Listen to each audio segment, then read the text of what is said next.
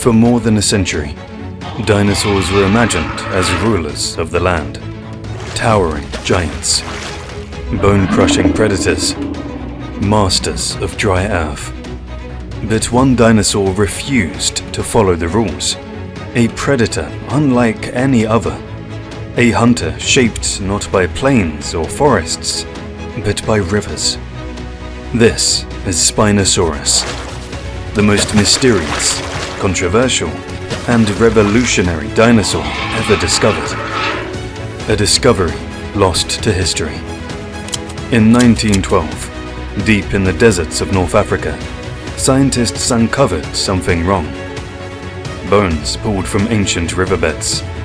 Bones that didn't match any dinosaur known to science. They were massive, strange, built differently. The jaws were long and narrow, the teeth straight and conical, not made to crush bone, but to seize slippery prey. These remains belonged to a predator larger than Tyrannosaurus rex. Yet nothing like it. It was named Spinosaurus, and then it vanished. Before the world could understand what had been found, war erased it. During World War II, bombs fell over Munich. In the chaos, the original Spinosaurus fossils, the only proof of this creature, were destroyed. Gone. No replicas, no complete records, no second chance. For decades, Spinosaurus became a rumor in science.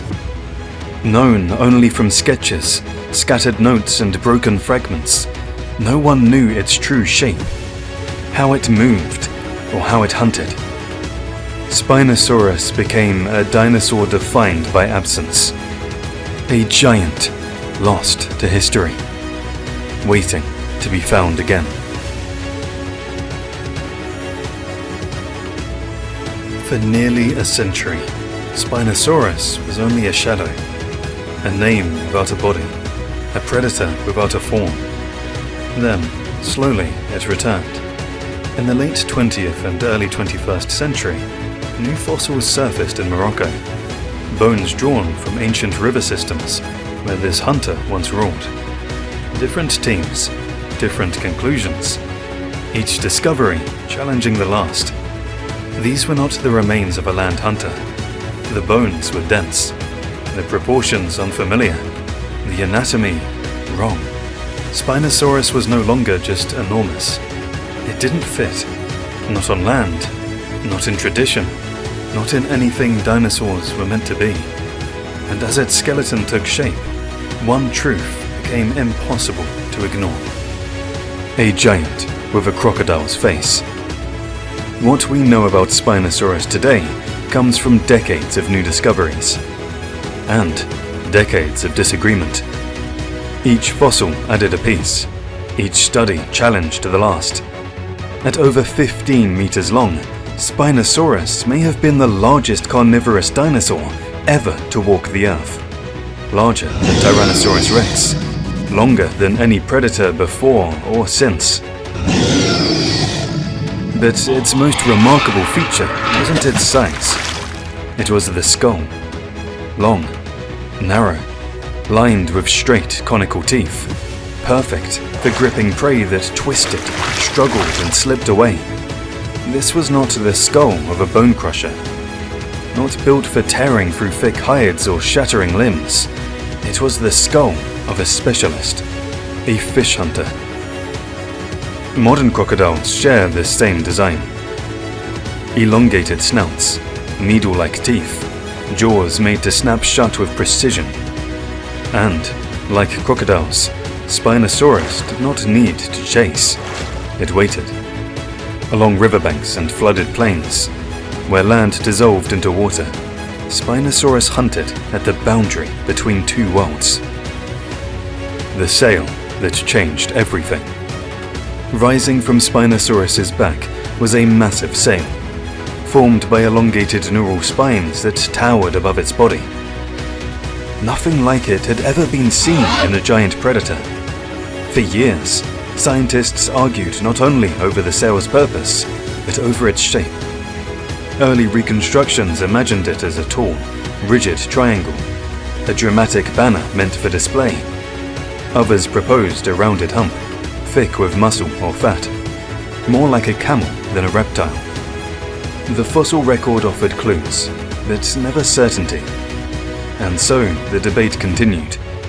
Was the sail designed to regulate body temperature, a way to absorb heat in the morning, or release it as the day cooled? Was it a visual signal, used to intimidate rivals, attract mates, or identify others of its kind along crowded riverbanks? Or was it something else entirely? Recent studies suggest a more complex answer. The shape of the sail, tall, flexible, and extending along much of the back, may have helped stabilize Spinosaurus in water. Acting like a keel on a boat, not built for speed alone, but for balance, control, precision. At the same time, its sheer size and visibility would have made Spinosaurus unmistakable. A living signal of dominance in a world where survival depended on recognition as much as strength. A predator of rivers, not plains. Perhaps the most shocking revelation about Spinosaurus is this. It was not built for land.